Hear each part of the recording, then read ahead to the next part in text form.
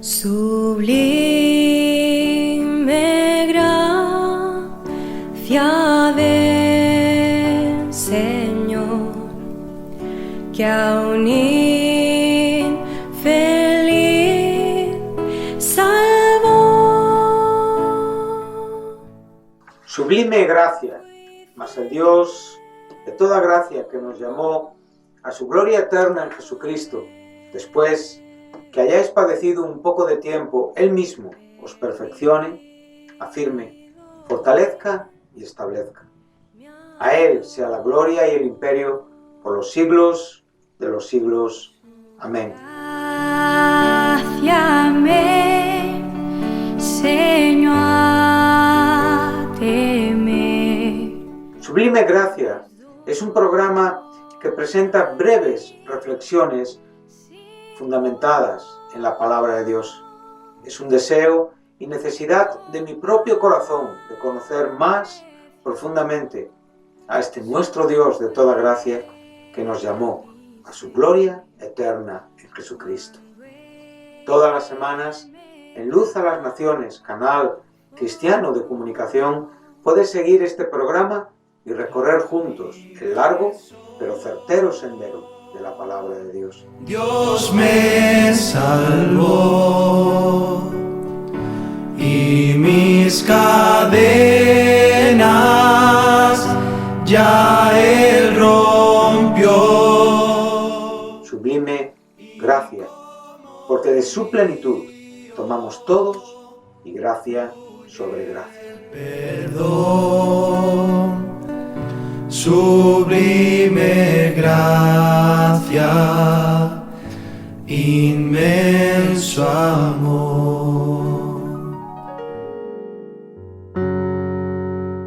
Bueno, venimos hablando de la importancia de comprender el aspecto experimental de la salvación, más allá de aquello que conocemos como la conversión y evidentemente sin ningún fruto o consecuencia o manifestación de la veracidad de esa experiencia.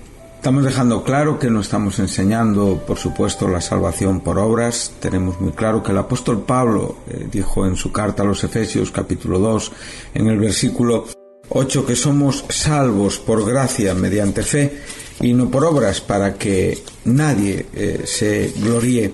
Por lo tanto, no estamos hablando de obras, pero sí estamos hablando de que las obras espirituales son la consecuencia indiscutible de la veracidad de la experiencia salvífica.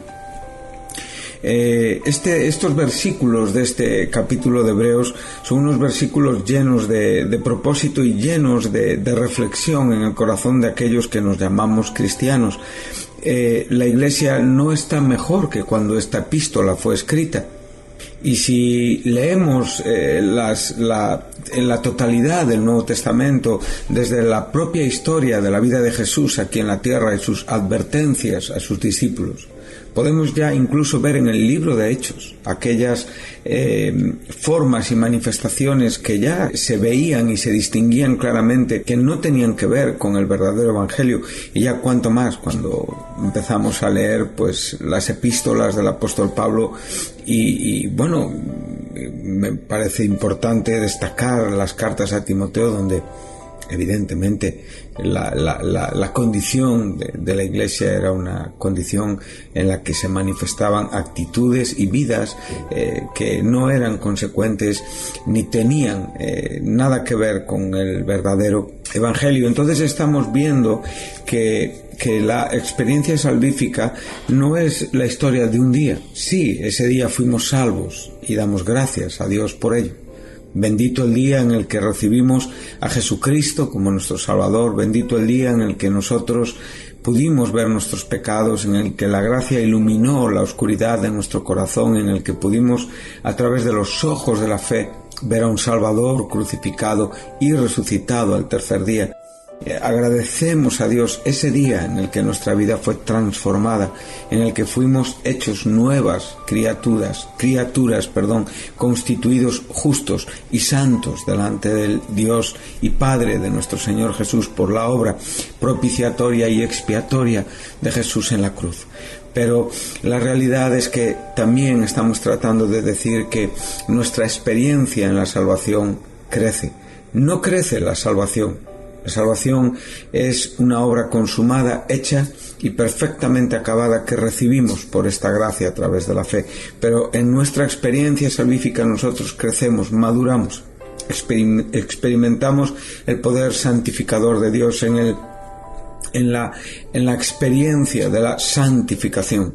Podemos comprender y madurar, perfeccionar nuestras vidas, comprender de qué trata el hombre viejo, comprender de qué trata el hombre de pecado, comprender qué significa llevar la cruz, comprender qué dice la Escritura cuando nos está hablando de morir a nosotros mismos, de estar juntamente con Cristo crucificado.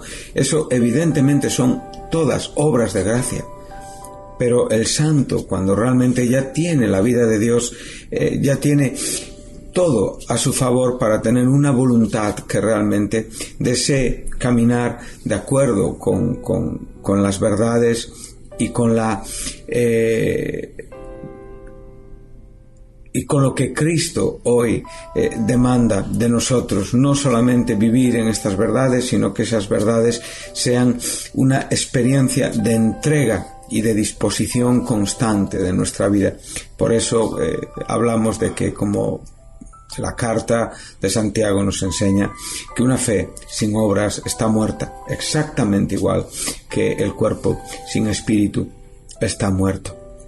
Me venía en estos momentos a la memoria la historia de ese precioso himno, ¿verdad? He decidido seguir a Cristo, ¿verdad? Una canción de letra muy sencilla, un himno de letra muy sencilla, pero que detrás contiene la historia de un hombre que realmente mostró su fe, su confianza y pagó un alto precio por su fe cristiana. Este himno sabemos que se originó en la India, ¿verdad? Y está basado en las últimas palabras de un hombre de un pueblo llamado Assam, al nordeste de la India, que se convirtió por la predicación de un misionero. Ellos fueron a Cristo con arrepentimiento y confiaron en Él como Salvador y Señor. Esto es la conversión.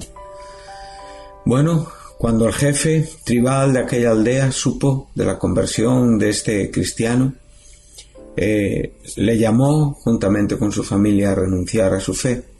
Y la respuesta de este creyente fue el título de este himno: he decidido seguir a Cristo. Sabemos que 2 hijos de ese hombre fueron puestos delante de sus ojos y amenazados de muerte con la condición de que únicamente él se retractara de su fe. Bueno, a lo cual él sencillamente siguió repitiendo: he decidido seguir a Cristo. Bueno, los arqueros dispararon sus flechas y murieron sus 2 hijos. Un momento después fue su esposa la que pusieron delante de sus ojos bajo la misma amenaza. Él siguió reiterando su fe en Jesucristo. Su esposa cayó abatida también por las flechas de los arqueros y ya le invitaron a salvar su vida, cuando él dijo: atrás el mundo, la cruz delante, y también dio su vida en ese momento por su fe. Por lo tanto, yo aquí sí que puedo ver un corazón que está entendido en su conversión, un corazón que evidencia frutos de ser una conversión verdadera, genuina. Aquí sí puedo ver que este hombre estaba experimentado en quien era su Señor y su Salvador, que no era una mera expresión de boca sin ninguna evidencia en el corazón. Hoy estamos viendo mucho cristianismo que realmente no tiene nada que ver con la Escritura.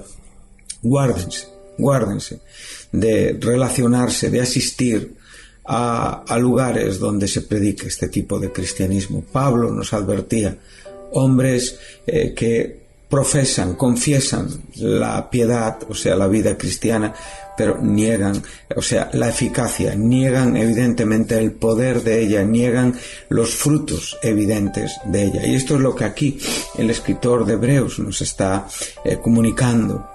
Podemos reflexionar y ver que a veces cuando cantamos estas canciones, he decidido seguir a Cristo, que podamos comprender en nuestro corazón lo que debe de significar y lo que realmente puede convertirse en cualquier momento, ya que vamos camino de que este mundo adquiera formas y maneras ya profetizadas en la Escritura, donde la fe cristiana y la fe bíblica va a ser rechazada, perseguida, despreciada y amenazada fuertemente. Que Dios nos permita tener firmeza en nuestra fe. Por eso el escritor de Hebreos nos está diciendo que es necesario que con más diligencia, con más responsabilidad, atendamos, o sea, sigamos atendiendo.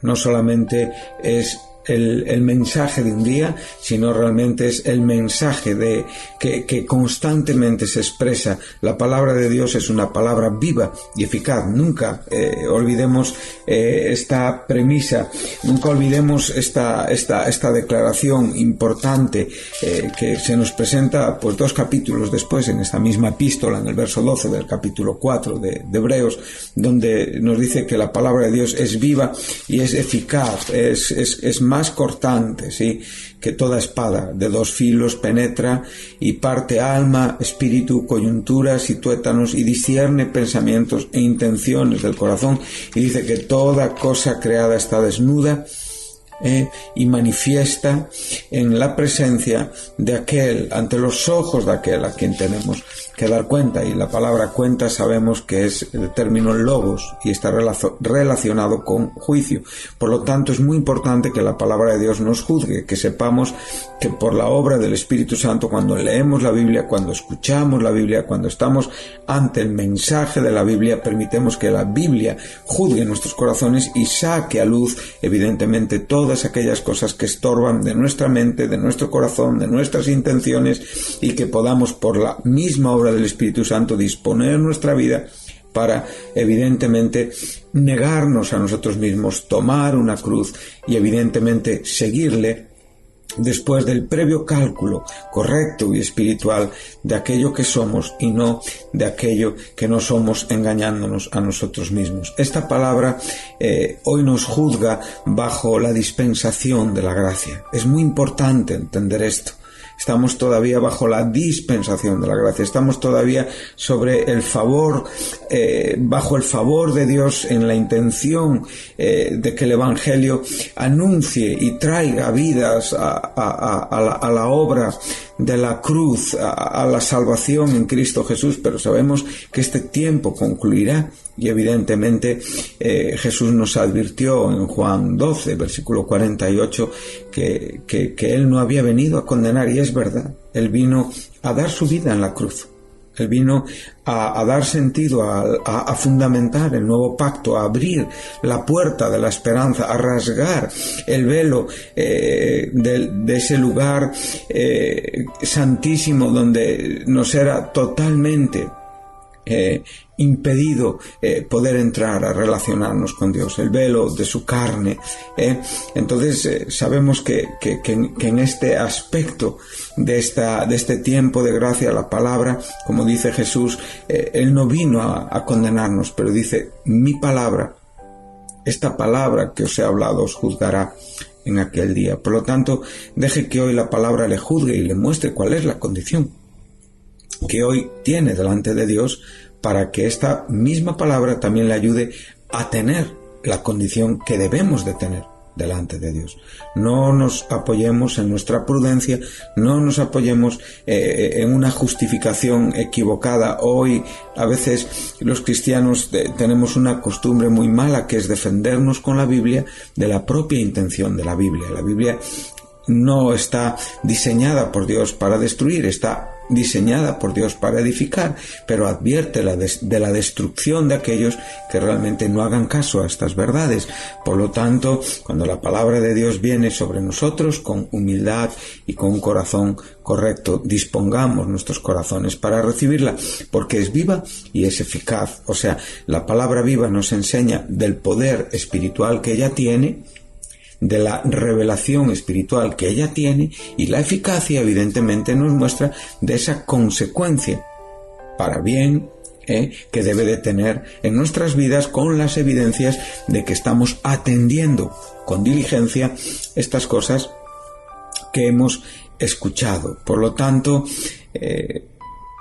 permítame este consejo, permita que la palabra de Dios le juzgue cada día en su relación con Dios, en su relación con la Biblia, que esta palabra realmente le inspire, que esta palabra le mueva, que esta palabra le atraiga y le empuje hacia conductas cada vez más agradables delante del Señor, porque los tiempos son difíciles, porque los tiempos son malos, y es tiempo de manifestar una sabiduría, y es tiempo también de manifestar la eficacia de nuestra piedad, no una piedad que niega por completo la eficacia de esta vida que se sostiene y se mueve por la obra única y total de la gracia a través del Espíritu Santo. Dice, recordamos que si la palabra dicha por medio de los ángeles fue firme, y toda transgresión y desobediencia recibió justa retribución, sabemos que estamos hablando del Viejo Testamento, estamos hablando del pacto en Sinaí, ¿cuánto más? Dice, ¿cómo va a escapar? ¿Cómo va a escapar el hombre de hoy en día? ¿Cómo van a escapar los hombres? Y ya no estamos hablando ahora aquí y hablamos claramente y por supuesto de aquellos que no reciben el Evangelio, pero aquí está usando la palabra nosotros, por lo tanto se está dirigiendo a los creyentes, a aquellos que descuidamos nuestra salvación, aquellos que bajo argumentos o pensamientos o doctrinas que realmente más que mover nuestro corazón a lo que agrada a Dios, se refugian para permitir en nuestros corazones aquello que desagrada a Dios. Es terrible cuando podemos observar, escuchar, tristemente asistir a tanto cristianismo y tantas personas que a veces defienden unas conductas que realmente no se corresponden con la Escritura, descansando, ya digo, en una seguridad de salvación que no se corresponde con la vida que ellos están confesando. Por lo tanto, estas personas, yo sí les animaría que repasaran, que revisaran los fundamentos de su vida y miraran con fidelidad aquello que la Escritura dice a sus corazones, para que no sea una seguridad basada en ellos mismos, sino que sea una seguridad basada a través de la fe en Cristo, que es el único que puede otorgarnos y puede soportar y asegurar nuestra seguridad. Yo sé que Jesús dijo estas palabras en el capítulo 10 de Juan. Dice en el verso 28, en el capítulo donde él se revela como el buen pastor, ¿no?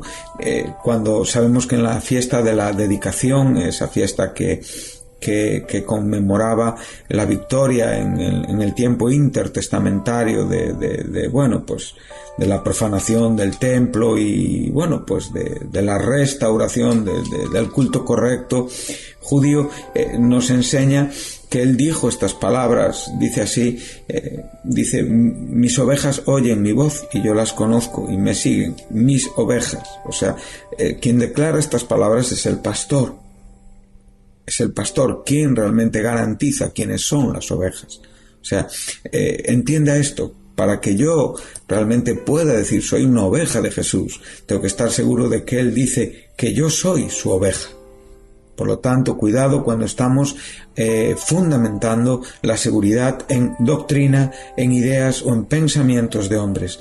Tiene que ser siempre bajo el fundamento de la palabra de Jesucristo. Dice mi Padre, dice, y yo les doy vida eterna, verso 28, y no perecerán jamás. Es evidente. A quienes Él da esta vida no pueden perecer y nadie las puede arrebatar de la mano de mi Padre. Yo y el Padre uno somos. O sea, la seguridad que tenemos delante de Dios siempre es y será a través del depósito por la obra de Jesucristo. Cristo es la garantía siempre. Jesús es el que sustituye, es el que media, es el que entra con su sangre, al santuario terrenal, sino al santuario celestial. Cristo es el que reconcilia la vida del hombre desobediente con el Dios santo. Cristo es el que hace la paz a través de su vida, a través de la entrega de su vida en la cruz. Cristo es quien sigue siendo la garantía delante del Dios Padre por su unidad con el Padre. Entonces aquí Cristo nos está diciendo no solamente que Él es Dios, evidentemente, aquí en esta vida física aquí en la tierra, porque en este momento Cristo está aquí en este mundo viviendo como los hombres, y en esta condición de hombre Él profiere estas palabras, dice: yo y el Padre uno somos, y nos está dando a entender estos dos principios fundamentales. Primeramente, la humanización de Dios en Cristo, muy adecuado recordar en los tiempos de Navidad donde estamos, y evidentemente su deidad en cuanto a que Él es uno con el Padre, pero a la vez también nos está enseñando que de una unidad. Esta unidad, el capítulo 17 de Juan nos lo enseña muy bien. O sea, casi todo el Evangelio de Juan nos enseña esta revelación en cuanto a esta unidad de Jesús con el Padre en la propia boca de Jesús. No es que los otros evangelios no lo enseñen, pero Juan lo enseña de una manera muy especial. Entonces, en esta unidad con el Padre, nos enseña que Él sigue siendo nuestra garantía de seguridad.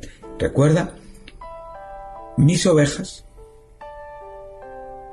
yo les doy vida eterna, nadie las puede arrebatar de mi mano, porque fueron entregadas por mi Padre, y nadie las puede arrebatar de la mano de mi Padre, porque yo soy su representante, porque yo soy su seguridad. Por lo tanto, podemos ver a Jesús hoy sentado a la diestra del Dios Padre, como nuestro Salvador, como nuestro representante, como primer fruto de la resurrección, como el Hijo del Hombre resucitado, pero a la vez también, y glorificado por supuesto, pero a la vez también como nuestro sumo sacerdote, que tiene vida, evidentemente, en ese ministerio, en ese santuario celestial, constantemente por aquellos que realmente buscan y viven esta vida que Dios nos ha otorgado. Entonces, nosotros, es un término que está hablando de los cristianos, de los conversos, y dice: si descuidamos una salvación tan grande. Por lo tanto, aquí nos está enseñando de nuevo la posibilidad de descuido y la posibilidad, como dice el verso 1, de deslizarnos, donde en los otros programas evidentemente dijimos su significado. Por si hoy usted está escuchando por primera vez, ¿qué significa? Es del término castellano soslayar, que significa pasar flotando por alto, sin pararse, o dejando a un lado detalles importantes. Entonces, recuerde siempre, la palabra nunca nos abandona. Dios nunca nos abandona. Somos nosotros los que nos alejamos de la verdad, y somos nosotros los que nos alejamos de Dios. Por lo tanto, exijámonos a nosotros mismos vivir y agradecer esta gracia, y como fruto de este agradecimiento tener más diligencia, si cabe, estoy seguro que podemos tenerla, y más atención a estas verdades que hemos escuchado, para no deslizarnos y evidentemente para no sufrir ninguna pérdida, y garantizar evidentemente nuestra seguridad, que como dije antes, está descansando sobre el fundamento firme que es Cristo Jesús. Como dijo él, yo y el Padre uno somos. Y aquí nos habla de esta salvación tan grande. Me gusta mucho esta expresión grande, porque aquí también podemos traer un poco a reflexión las propias palabras del apóstol Pablo a Timoteo, cuando, después de darle consejos para el buen andar y conducirse en la casa de Dios, en el verso 16 del capítulo 3 de su primera carta pastoral, dice: indiscutiblemente grande es el misterio de la piedad. Y volvemos a ver una salvación tan grande. Por lo tanto, entendemos que este misterio de la piedad, que tiene que ver con esta salvación tan grande, ese misterio grande de la piedad, pues incluye todo el resto de verdades y misterios que ya no son misterios, porque en el Nuevo Testamento están claramente revelados, tanto el de la piedad como el de la fe, como todos los misterios que tienen que ver con la obra salvífica de Jesús en la cruz han sido exhibidos, revelados al corazón del hombre. Por lo tanto, ningún hombre tiene excusa, y los cristianos tenemos menos excusa para no vivir como Dios pide y demanda de nosotros. Esta salvación, anunciada evidentemente por la fuente y el fundamento de nuestra salvación, que es Jesucristo, confirmada por aquellos escogidos por Cristo, sus apóstoles, que evidentemente fueron la primera evidencia física, espiritual, también, por supuesto, pero en el momento en el que la Iglesia pues ya con claridad es manifestada y vista, como testificaron evidentemente, como Cristo durante sus 40 días después de la resurrección caminó con ellos y les acompañó y testificó juntamente con señales, prodigios, milagros y repartimientos del Espíritu Santo según su voluntad. Por lo tanto, debemos de recordar que desde el momento en el que Cristo resucita, durante esos 40 días que Él se aparece en diferentes situaciones a sus discípulos, a mujeres también piadosas del entorno de Jesús, todas las cosas y verdades que comparte con ellos, hasta su ascensión a los cielos, y evidentemente a ella podemos ver pues el día de Pentecostés, donde la Iglesia de una forma clara y evidente ya es manifestada, y donde Dios mueve con mucho poder. Pero no nos olvidemos que después de este momento tan perfecto ya también podemos observar todas las cosas que dentro de la Iglesia pasan y todos los problemas que dentro de la Iglesia hay, y tiene que ver con personas que no atienden con diligencia, que no cuidan evidentemente y diligentemente su salvación, que se deslizan y descuidan, y es una salvación tan preciosa y tan grande. Por eso le recuerdo, hermano, que si me está escuchando en esta mañana, casi siempre aquel que se desliza es el último en enterarse, y esta palabra está dirigida a cristianos que están tomando decisiones, están teniendo confesiones y estaban en un peligro de desviarse. Por lo tanto, esta palabra es importante en el día de hoy. No se distraiga, no caiga de su firmeza, no ame el bienestar en este mundo y afirme su vida en Jesucristo por medio de todas las bondades que su gracia nos ha otorgado, pero principalmente en la autoridad escritural que es su palabra, y que tiene hoy un mensaje vivo y eficaz para nosotros. Que Dios les bendiga, y espero pues estar con ustedes en el próximo programa para seguir pues tratando con estos versículos, que creo todavía nos queda un poquito más por hablar. Muchas gracias.